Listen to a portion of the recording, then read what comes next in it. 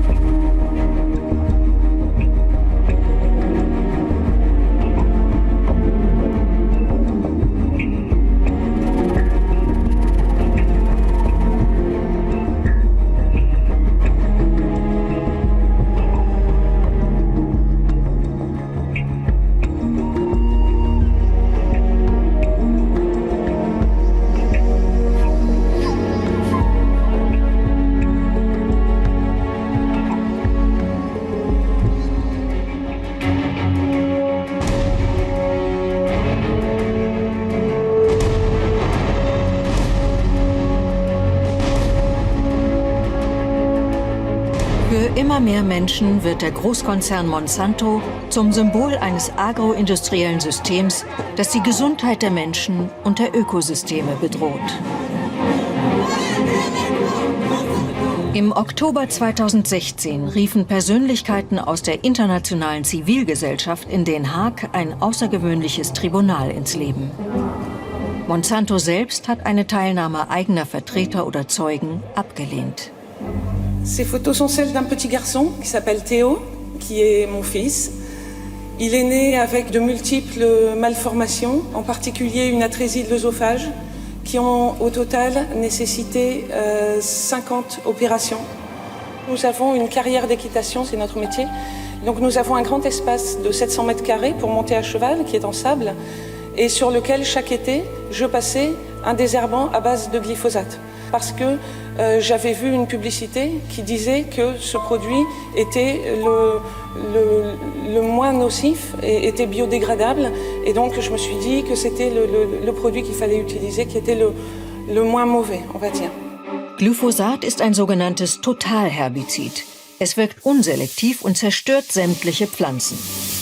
Im Jahr 2016 wurden weltweit 800.000 Tonnen Roundup verwendet oder entsprechende Nachahmerpräparate. La información, además, que nos brindan los medios de comunicación masivos, está totalmente manipulada justamente para que la ignorancia nos lleve a la sumisión y a ser cómplices de este modelo asesino que nos enferma constantemente. Yo trabajaba como peón rural, llenando aviones para fumigar los campos sembrados. ¿Y qué productos utilizaban? Usamos todo tipo de veneno. Glifosato era lo que más utilizaba. Estoy así por los agroquímicos. Es un genocidio silencioso, a la cual yo no quiero ser cómplice. Fue que no siempre había habido estos problemas de salud en estas localidades. Y el cambio de enfermar y de morir de estas personas coincidía en el tiempo con la instalación en los territorios en los que están situadas estas localidades de un modelo tecnológico de producción agroindustrial de eventos transgénicos dependientes y adictos a glifosato. Did these studies show that glyphosate may cause cancer? Yes, Monsanto's did find various types of cancers. I took Monsanto's data and put it all the various lymphoblastic lymphosarcomas in the subcutaneous tissues. They found all these different types of cancers. These cancers affected the brain, the heart, the lungs, the liver. But they concealed the information. Sri Lanka was known as the plenary of Oriental world. We had a great tradition, and we have been cultivating rice continuously for 25 centuries. We never had such a problem among our farming communities until mid-1990s. It was initially named as chronic kidney disease of unknown cause, because usually kidney diseases are due to long-standing diabetes or hypertension. Please believe me, 24,800 people died due to this kidney disease. And the estimated number of patients in Sri Lanka is almost 69,000 according to the government statistics. Glyphosate damages the soil, damages the plant, damages the animals, damages us. It's a broad-spectrum ecocide. I accuse the European authorities of committing scientific fraud. This fraudulent approach made it possible for the authorities to reinforce the conclusion originally drawn by the Monsanto-led glyphosate task force, the submitters of the dossier. Distorting various facts, ignoring existing knowledge and denying available evidence has to be considered as an attempt of the authorities to allow the chemical industry to continue the marketing of a carcinogenic herbicide.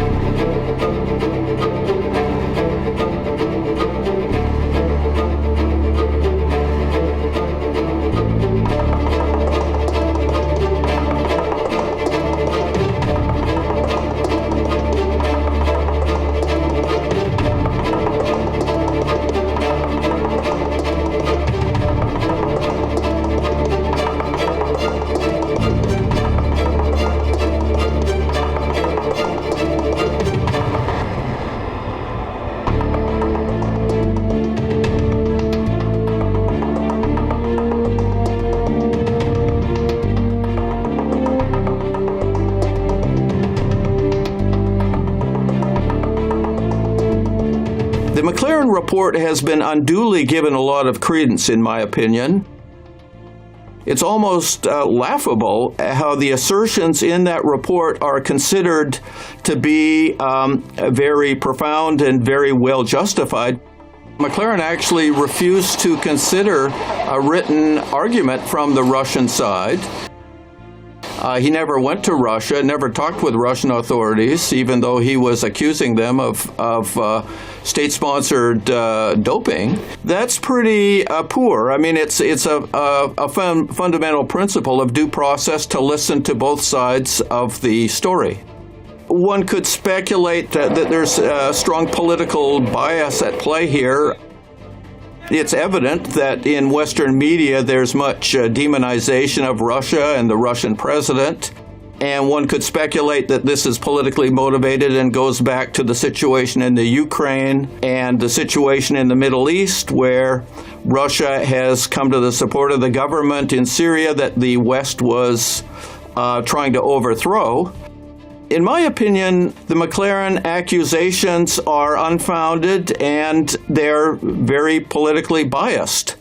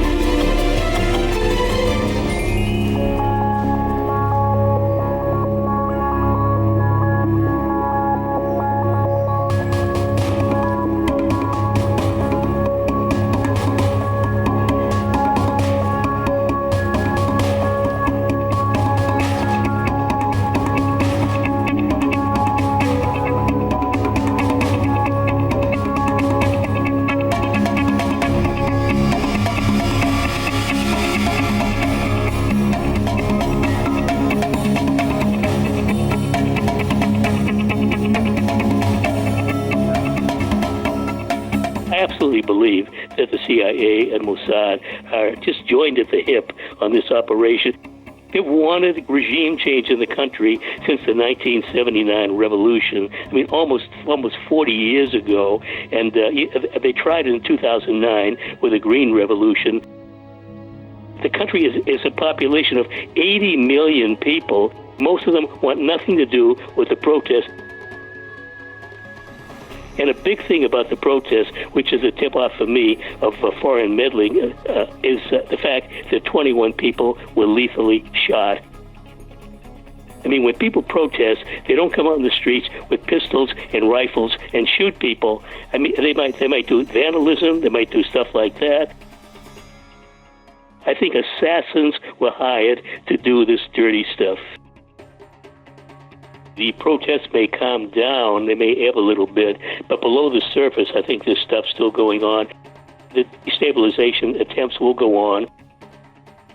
Iran has a powerful military. I don't think there's any chance of a U.S. or NATO invasion, but there could be a chance of a U.S. war by terror bombing, even the possibility of a nuclear war. That really is a threat. But I think probably the plan is destabilization with picking away at Iran, trying to stimulate the population to turn against the government.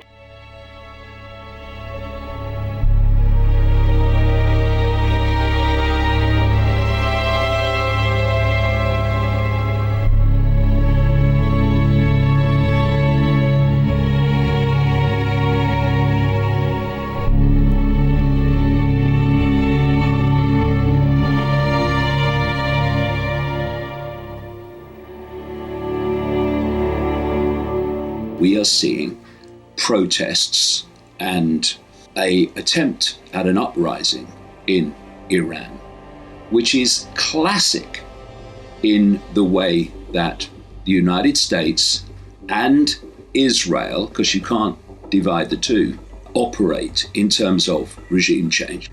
So what you do is you get the people themselves to remove your target regime and claim that it's a people's revolution, when what you have actually been doing is supporting groups and factions within the target country with information, with intelligence, with training, and with weapons to bring about that very people's revolution, which is actually just a revolution to remove the regime you don't want. I'll give you the military document that explains exactly what I've just described. The US military's unconventional warfare strategy requires the target state population perceptions are first groomed into accepting an armed insurrection using, quote, propaganda and political and psychological efforts to discredit the government, creating local and national agitation, helping organize boycott strikes and other efforts to suggest public discontent, before beginning the, quote, infiltration of foreign organizers and advisors and foreign propaganda, material, money, weapons, and equipment. And that is exactly what happened in Libya and Syria quite blatantly. The United States, Israel, and the UK have interfered in the internal affairs of other countries on a scale unmatched by any other countries on earth. And we are now supposed to believe that these same forces in the West are suddenly filled with sympathy and concern for the people of Iran. People who have suffered economically because of the sanctions imposed by the United States. The hypocrisy is stunning. The simple truth is that the United States, Israel, and throw Britain in there as well, because they're always in there, is at war with Iran. They may not be dropping bombs yet and invading the place, but they're at war by any definition of the term.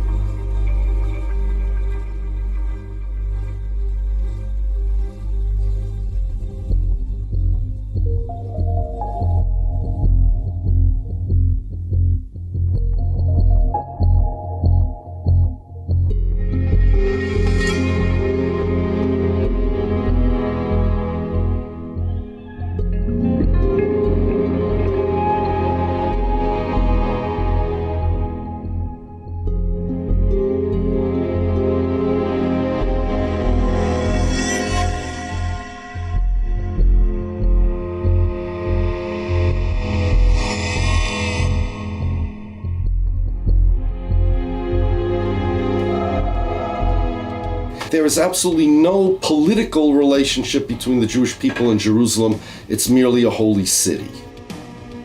The Jewish people don't have a capital. We never had a capital. Countries have capitals. States have capitals.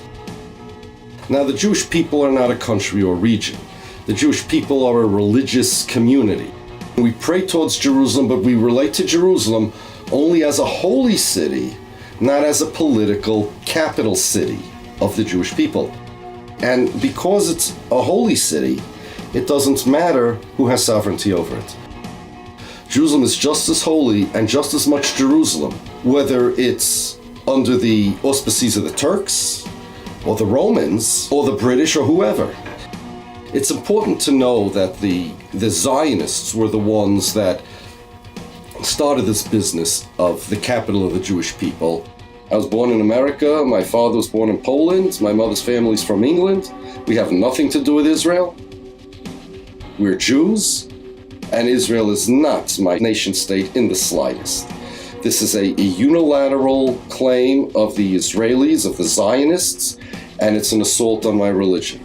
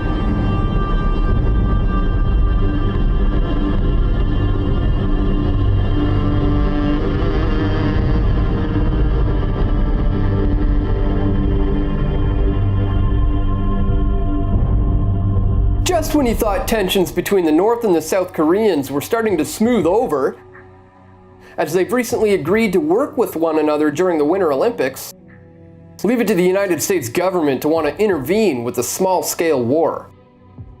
Amid signs of a thaw in North Korea, tensions bubble up. In exactly 1 week from today, U.S. Secretary of State Rex Tillerson is going to be at a conference in Vancouver that is geared towards persuading North Korea to end its nuclear program. But before that happens, U.S. making plans for bloody-nose military attack on North Korea to stop its nuclear weapons program. The White House has dramatically stepped up preparation for a military solution in recent months amid fears diplomacy is not working, well-placed sources said. These kinds of threats are not going to intimidate North Korea, but it's certainly going to deepen their distrust. And it may even prompt rash action if they feel they're in imminent danger. And North Korea considers its nuclear program to be vital to its survival, so they're not just going to trade it up merely for some sanctions relief. The United States government has brilliantly disguised their global regime change operations as humanitarian missions. And sometimes, if the big bad boogeyman isn't scary enough, they'll intervene in order to provide order out of chaos. They're going to push to move this diplomatic approach towards a military approach, just as Trump has hinted towards. And this has been the goal of the deep state all along, whether he realizes it or not.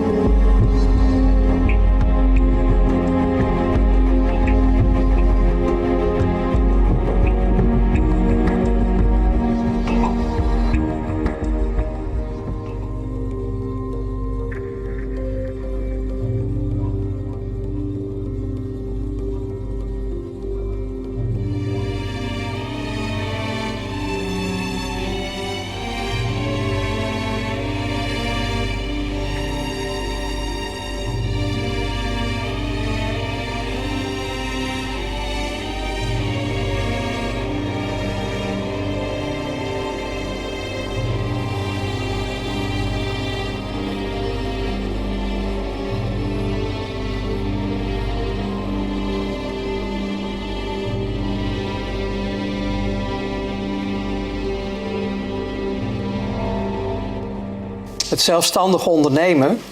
Ik heb dus vele disciplines doorlopen en een deel daarvan was in de financiële wereld. En een van die wisselagenten, die zei op een bepaald moment, stop met al die werkzaamheden, al die bedrijven. Ga gewoon in de geldhandel, ga in de financiële wereld. Je moet één ding weten. Als jij je geweten niet in de diepvries kan zetten, en dan niet op min 18, maar op min 100, dan moet je er niet aan beginnen. Dat was de boodschap, want je wil veel geld, dat kan je krijgen, ik kan je helpen, maar er hangt wel een prijskaartje aan de andere kant. Want met een geweten kan het niet. Want je klanten waren banken, hè, die wilden hun handen ook schoon houden. Ja. Maar je hebt ook uiteindelijk met overheden te maken. Je hebt te maken met multinationals. Je hebt te maken met geheime diensten. Maar je hebt ook te maken met wat ze nu noemen terroristische organisaties. Je krijgt dus het hele palet van groot geld aan cliënteel. En dan zie je ook de verbindingen. Het gaat over het financieren van oorlogen, het creëren van oorlogen, het creëren van eigenlijk heel veel ellende in deze wereld. Maar ook hun hebben weer hun geldstromen. Want als hun dus in de handel van drugs zitten, of in de handel van wapens, of in de handel van, noem het maar op, mensen.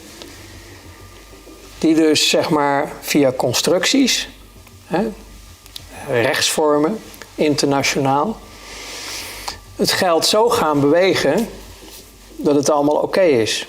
Weet je, alles wat je in de wereld wil weten, kan je weten door de geldstromen te volgen. Dat denkt iedereen van, hé, deze wereld is met plus en min en zwart en groen. Maar op een hoger niveau is het een spel. Het zijn vriendjes. Ja. Maar ze hebben zich wel te houden aan alle regels en wetten die ze zelf hebben gecreëerd om de rest van de samenleving daar te houden en dat het niet erg druk wordt in de top. Er gebeurden allemaal dingen. Ik kwam bijvoorbeeld op een andere beurs en dan zei een van de collega's daar van Ronald, weet je nog, met die Italiaanse lieren. Waardoor dus een bedrijf in Italië daar last van kreeg op een dusdanige manier dat het bedrijf over de kop ging. En dat ze dan zeggen, weet je dat de eigenaar zelfmoord heeft gepleegd en een gezin achterlaat. En toen lachte je erom. Ha, ha, ha, met elkaar, allemaal. We scheten op de mensen. Het was gewoon een product. Afval. Alles was afval. De natuur, de planeet. Als we maar onze doelen haalden. Als we maar groeiden. Je komt zo diep in die kringen. Ik moet ook zeggen dat de meeste van deze mensen hadden een geloof wat afwijkt van het gemiddelde. De meeste daarvan hadden een Luciferiaans geloof. Hun diende dus iets onstoffelijks. Hun diende wat zij noemden Lucifer. En ik kwam dus ook in die kringen. Alleen ik lachte erom, want het waren voor mij gewoon klanten. Ik kwam dus in Satanskerken, maar ik kwam zeg maar op route even langs, even buurten. En daar was dan op dat moment een heilige mis. Ik hechtte weinig of geen geloof aan hun geloof. Of ik was er eigenlijk niet eens van overtuigd dat het überhaupt allemaal wel bestond. Maar er kwam een moment, toen werd ik dus uitgenodigd om mee te gaan doen aan offers in het buitenland. Dat was het breekpunt. Kinderen. Oké.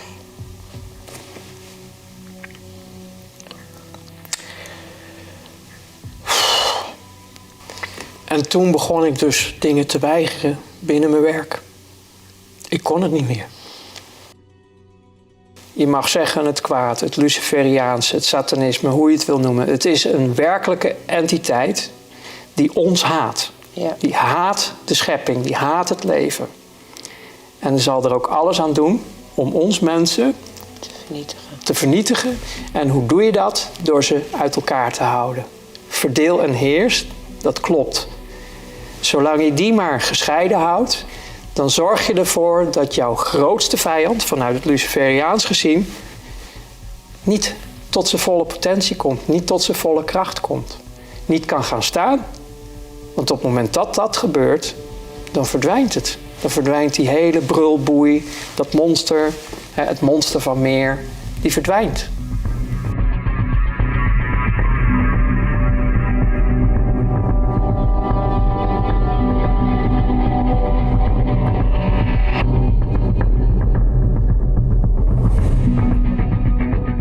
The deep state actually begins with the major banking families, including the Vatican, which is the world's wealthiest organization, wealthier than the Rothschilds. But the Vatican plus the Rothschilds, and then all of the central banks, the City of London, and Wall Street, that's the top of the deep state. Below them come the political parties. Most countries have been organized so that there are two major political parties that block 70% of the public from actual participation in the decision-making and the governance process. And then finally, below them, you have the secret intelligence services that more recently have begun to spy on and blackmail politicians and judges and celebrities in order to protect their power and increase their budget. The deep state is very real.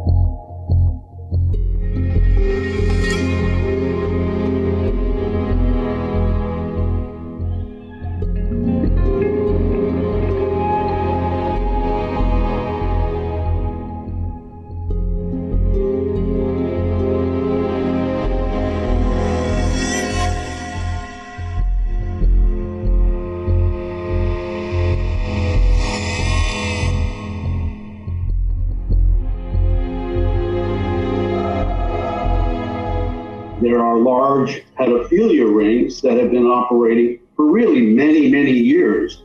People don't realize, and it just kind of went underground from people's consciousness, and then resurfaced, of course, last October, November, and December with the release of the John Podesta emails, and then came the Pizzagate, and then that got the ball rolling for Pedogate, which is basically the world scandal of this trafficking ring network that's been going on for many, many years on this earth, and is carried out by the ruling elite. We're talking about the bloodline families. Probably the most visible one is the Rothschilds, but it's all of them. It's the Rockefellers. It's the Bushes and the Clintons. I mean, there was that very corrupt dynasty that they had in power right through Obama.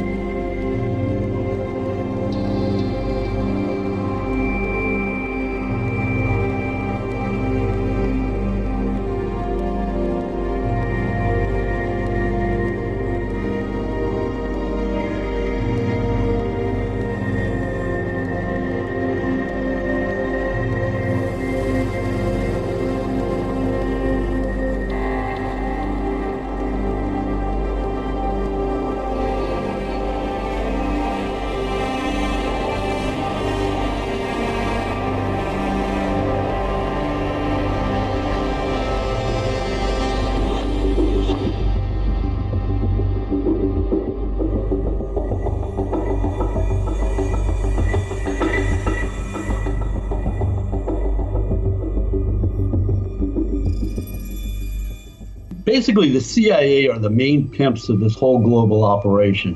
They really are the culprits. And they work with the State Department, U.S. State Department, embassies all over the world. And they take kids from orphanages, they use charities, they use front organizations, and they use the Red Cross. They're all involved in this. The UN, the military intelligence is involved. America sends its troops to, at least 134 countries. Wherever you find a whole concentration of military, you'll also find a lot of trafficking. They take a lot of victims from third world countries and fly them around or put them on cargo ships and move them around. But primarily, I believe it's the governments of the West that are the perpetrators, mainly. I mean, the Clintons are in so deep, and so is Bush. I mean, it's been a dynasty, basically, in America for 40 years, basically, where we have the same people. Many of these Illuminati families are bloodlines that have been around for many, many centuries, and many of them actually go back to Kabbalism, the pre-Judaism, mysticism, the Babylonians. So a lot of those satanic rituals actually come from those ancient times. And of course, we also know that they did child sacrificing and pedophilia way back when in those many cultures back then as well. And they managed to infiltrate the Catholic Church. Many of them have been popes. They are royalty. As you're aware, in England, there is that family. And a lot of times, yes, they drink the blood, they eat the organs, they're cannibalistic. They're able to get away with all their stuff because obviously they've got the head honchos in all the different parts to this puzzle, be it the law enforcement, be it the court system, be it the education system, be it the media system, be it the child welfare system, the government, of course, the military, the CIA, the corporate industry. They're all in it. I mean, of course, they are total psychopaths, so they have no conscience whatsoever. They everything's a fake emotion. They just have to imitate emotion. They're good actors, by the way, and they lie through their teeth in every breath.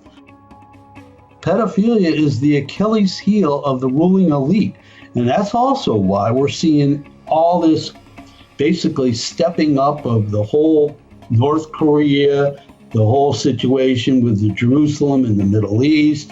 War is coming. The collapse of the economy is coming. The elite pedophiles have planned for it, and they've sped it up because the exposure of this Achilles heel, they know there's going to be a enraged public all around the world. The more people learn about this, the more we can rise up as in solidarity as one to demand accountability.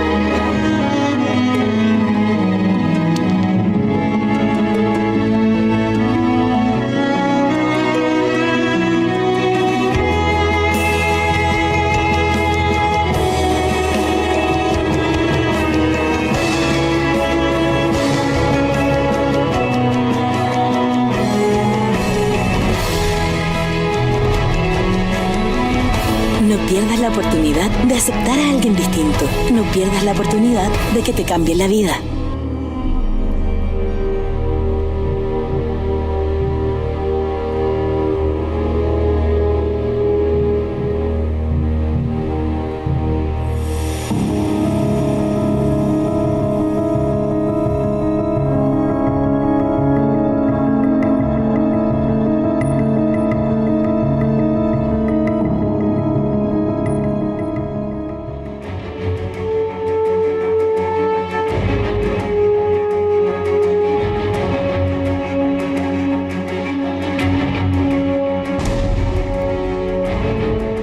The people on this planet, they don't know there's extraterrestrials.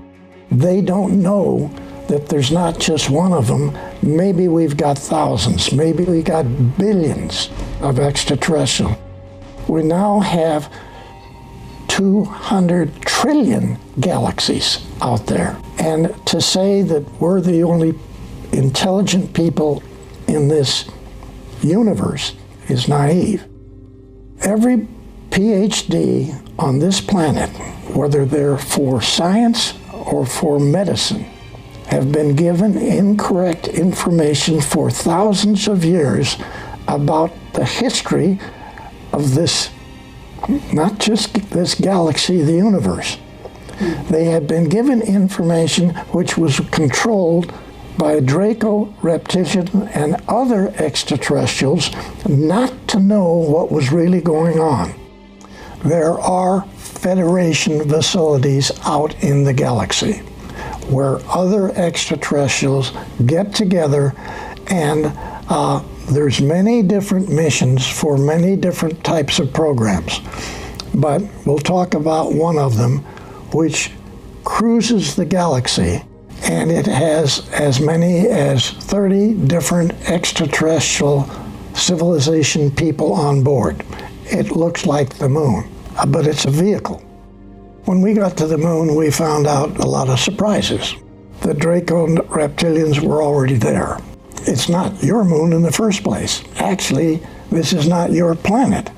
And I hate to say this, but we're just a laboratory for them. They own the planet, and we are their lab. And they're associates laboratories, other extraterrestrials coming in, doing their agenda. I'm going to ask you what they all look like and all that. They're ugly looking lizard, alligator type people. They got the same skin as the lizards got, okay? And terrible looking faces. But then they have the ability to shift and look like a human. All of them do. Do you think von Braun was a reptilian? No. Your president, yes. Oh, what? Which one? George Bush Sr.? Yes. Yeah. Sure. And Bill Clinton and this guy you got just Obama. got rid of. Yeah. Yeah. They all were. Those guys control your moon because your moon is a command center for this region of the galaxy, not just the solar system. That's small potatoes. The thing that's sitting right in here, which is you call your moon, is a massive control center for this whole part of the Milky Way galaxy. We've got documented 23 different types of extraterrestrials, most of them being good people. But then we've got these massive capability with facilities of the Draco extraterrestrial side that, you know, they're controlling. And they don't just control this planet. You know that reptilians and Draco, you know, the blood sacrifices, the whole Luciferian thing, the kids being killed and eaten. I mean, that humans have been eaten and taken off planet, et cetera, and used for slaves in other colonies, etc. I hate to say that, but that's far worse than what you've just said.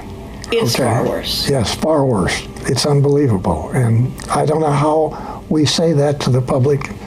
You know, there's a lot of New Agers out there who want nothing but to believe that there's ETs, definitely, but they're all hearts and flowers and good guys. Yes. And this is such a dangerous thing to put out there, because again, you get humans that will not be able to protect themselves. That's and also correct. not understand. I care about the children and I want to protect the children. How can you protect a child? You must tell them. You must tell their parents what's happening, what's really going on this planet. And it's about time we humans are able to protect ourselves. Frankly, we need help. We need everybody involved in this. That's not a lie. We need help.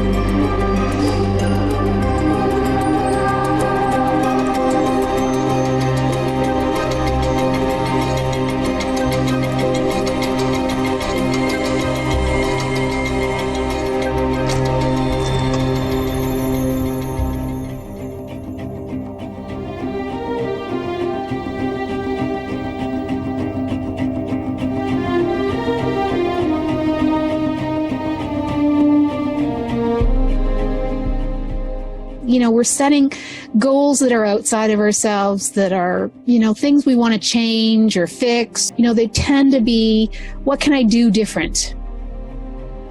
That's a good thing to do. It is good to do those things differently, but one needs to keep in mind that it's not the doing that is really so important. And that goes on both ends. It's not only the things that you do that really aren't that important, or the things that other people do that affect you.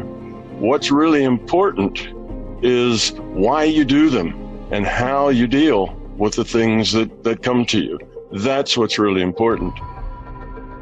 So rather than doing things better, it would be a nice change to think about, how could I be better? It's not just that I'm going to manipulate the world in a better way, and I'm going to make sure that I take advantage of this and don't do that and avoid this kind of trouble and get these things. That may make your life seem a little better, but if you don't really change who you are, then you're still going to be living that same life, more or less. The circumstances may change a little, but your life and its quality won't change much. This is the problem with resolutions, because usually once you make a resolution, you tend to need to follow it really, really closely. And then once you fall off, well, then that gives your ego an opportunity to say, oh, well, you couldn't stick to it. And that's often what happens. And we sort of lose track. You have to really want to change at the being level. You have to really want to change at a deep level. If you really want to change those behaviors, you can. Because you'll be waiting and you'll say, well, when I get around that person, I'm not going to be annoyed. I'm just going to let it go. And you feel yourself getting annoyed and you just don't do it. Don't go there. If you just work it from the intellect, well, okay, you'll be more polite than you would have been otherwise. But that's not the point. The point is you have to want to change it.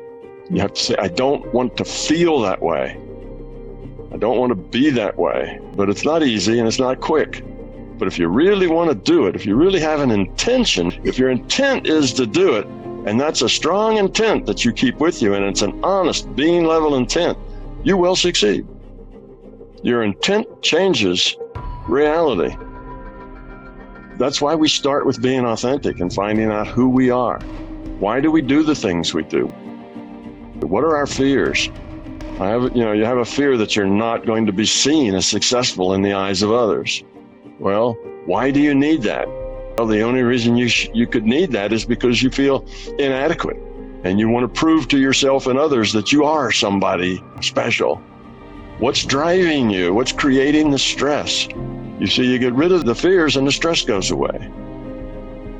I would disagree with the person who thinks that some fear is a good thing, even those safety fears. You have to be aware. Being aware, being intelligent, being informed, that's good, but that's not related to fear. That's related to just being intelligent. Am I stressed? If you are, there's a fear. There's a problem. There's an ego issue going on. Are you annoyed? Do you get angry? Are you unhappy? Are you struggling all the time? All the negative stuff, all the negative feelings. Whatever it is, if it's a negative word, if it's something negative, that when you look at yourself, that goes to ego and belief, and you just need to want to get over it and have the intent to get over it. There's 1,000 problems out there that people have, but it all boils down to the same thing, and that's get rid of the fear, be authentic, live your life at the being level, and happiness just happens. And love is the answer. The love, the caring, compassion, that's the answer. Not act differently, but actually be differently. That would be a good intention for the new year, to start out a new year. This year, I'm just going to be who I am, the way I am, and see how that works.